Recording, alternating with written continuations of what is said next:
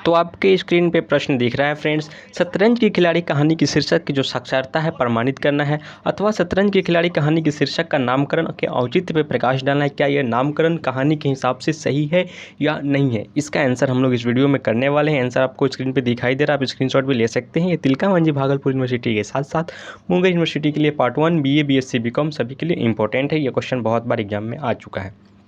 चलिए इसका आंसर हम लोग करते हैं। किसी रचना का शीर्षक उसके पूरे रचना का सत्य होता है।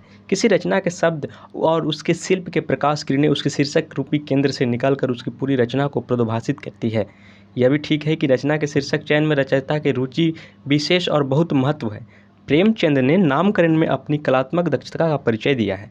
शीर्षक के संबंध में यह मूल धारणा है कि वह अपने प्रतिपाद का पूर्ण व्यंजक हो तथा संक्षिप्त उच्चारण सुंदर और श्रुति मधुर आकर्षक कौतूहलपूर्ण हो। इस दृष्टि से शतरंज की खिलाड़ी शीर्षक सटीक और सार्थक है। शतरंज की खिलाड़ी अभिधामूलक शीर्षक है। यह कहानी के मुख्य प्रतिपाद को स्पष्ट करता है। मुख्य पात्र मिर्जा सजाद अली और मीर रोशन अली खानदानी रईस थे।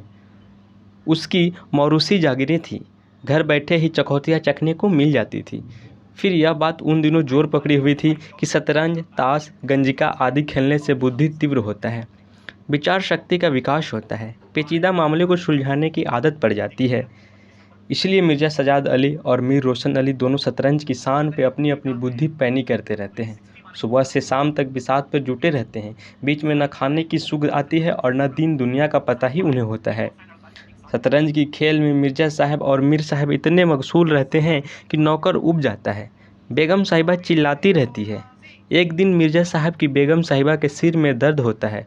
वह लौंडिया भेजती है। लौंडी मतलब यूपी के लैंग्वेज में लौंडी मतलब लड़की होती है, लौंडा मतलब लड़का होता है। तो जो बेगम साहिबा होती है वो लौंडिया भेजती है। मीर साहब चलो आते हैं कहते हैं पर आते नहीं हैं। शतरंज के खेल में इतने पागल हो गए हैं कि उन्हें पत्नी की बीमार है, फिर भी उन्हें कोई चिंता नहीं है।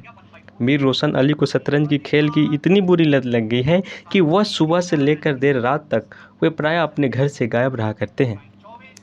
घर से उनकी इस प्रकार की लगातार अनुपस्थिति से बेगम मीर ने न केवल आज़ाद ख्याल पैदा कर दी है, बल्कि उनके पैर भी गलत रास्तों पर भगा दिए हैं। वो किसी और से इक्स ही नहीं करती, दिन रात रंगलियाँ भी मनाने लगी हैं। पर मीर रोशन अली को शतरंज की खेल में इतना जरा भी आभास नहीं होता है।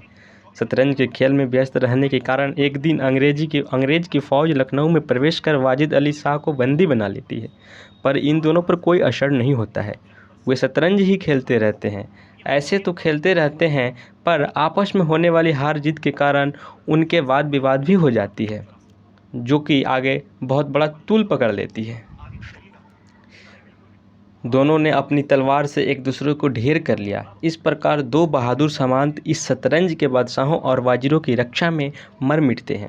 इस प्रकार शतरंज के खिलाड़ी शीर्षक पूर्णतः अपने प्रतिपाद का व्यंजक है। यह संक्षिप्त उच्चारण सुंदर और श्रुति मधुर भी है। प्रतिपाद को सुबोधता के कारण यह शीर्षक सपाट अर्थ व्यंजक है। यह शीर्षक पूर्ण कहानी का सत्य है, जिससे इसे प्रतिपाद की सुगंध निकलती रहती है। तो फ्रेंड्स, आई होप ये वीडियो आपको अच्छा लगा होगा। वीडियो अच्छा लगा तो वीडियो को लाइक कीजिए, चैनल को सब्सक्राइब कीजिए एंड वीडियो को दोस्तों के बीच में शेयर कीजिए। Thank you watching for this video.